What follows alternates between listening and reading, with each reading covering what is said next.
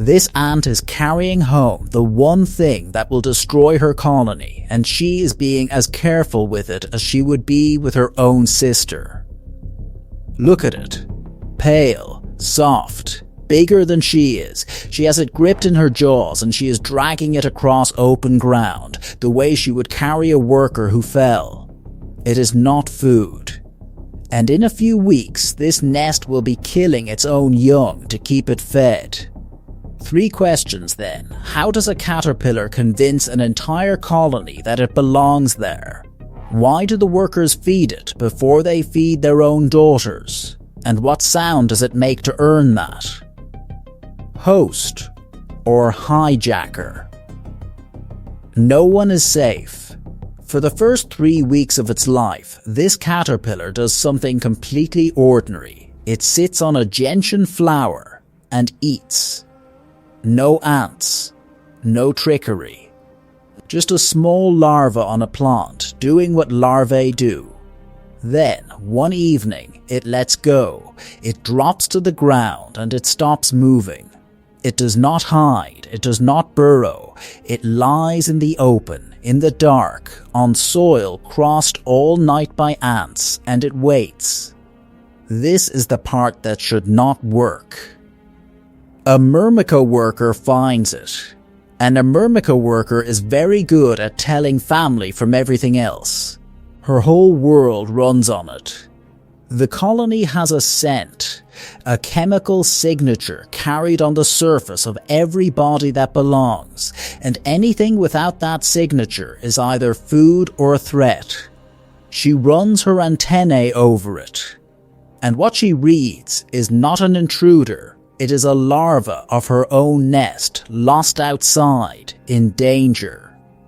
The caterpillar's skin is carrying a chemical profile that resembles hers.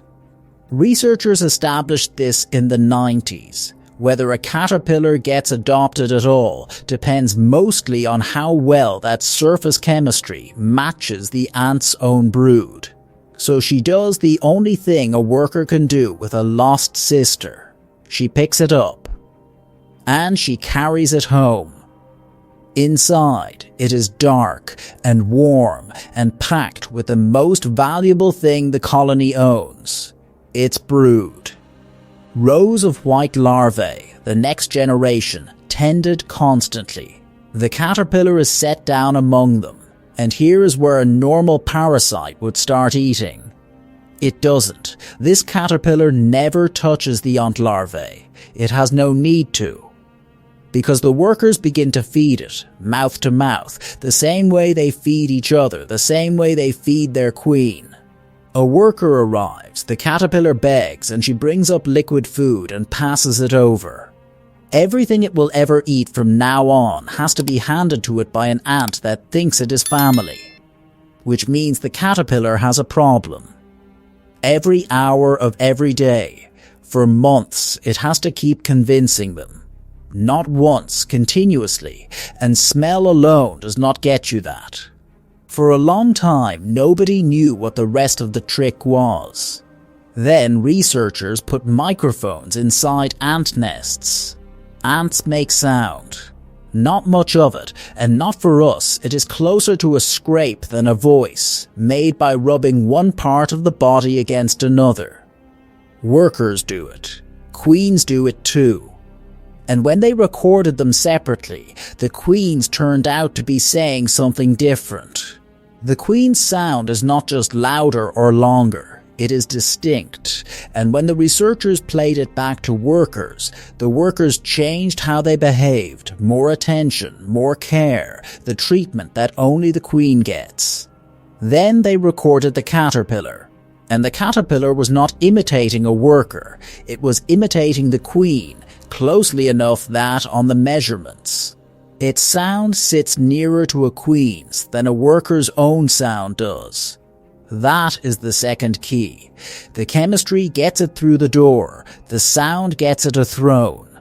Now watch what that buys. In a colony, the queen is not obeyed the way a general is obeyed. There is no obedience. There is a set of signals, and everything the colony does is built on responding to them fast and without checking.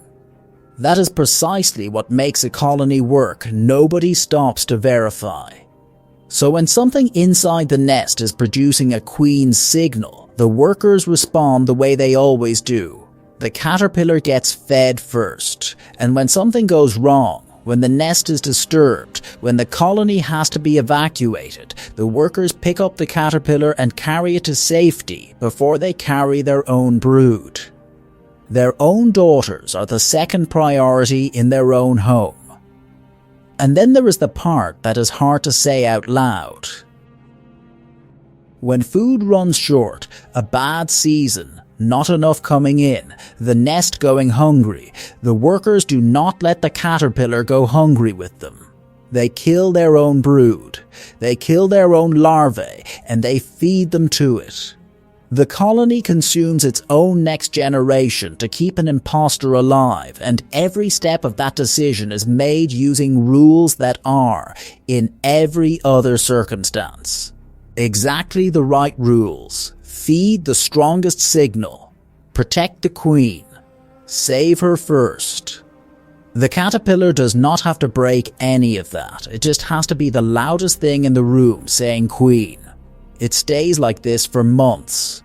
Some spend the better part of a year in there, doing nothing but being fed.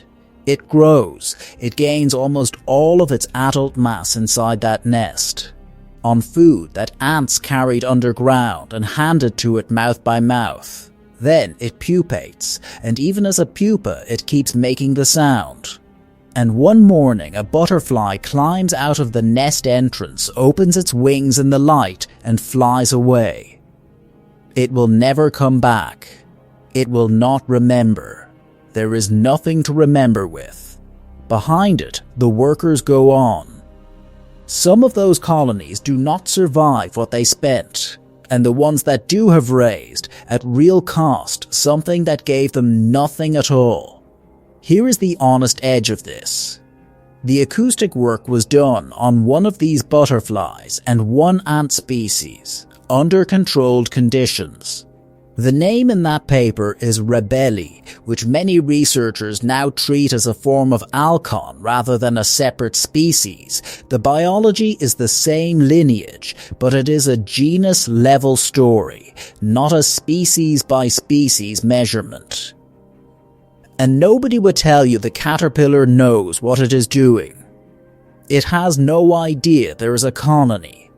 It cannot hear its own sound the way you just heard it described. There is no plan in there. There is a body that produces a signal, and a society built to answer that signal, and the two of them meeting in the dark. The researchers behind that work made a point worth keeping. There may be something like 10,000 species living as social parasites inside ant societies. Sound is one of the doors. Most of them we have not listened to yet. Which leaves one thing.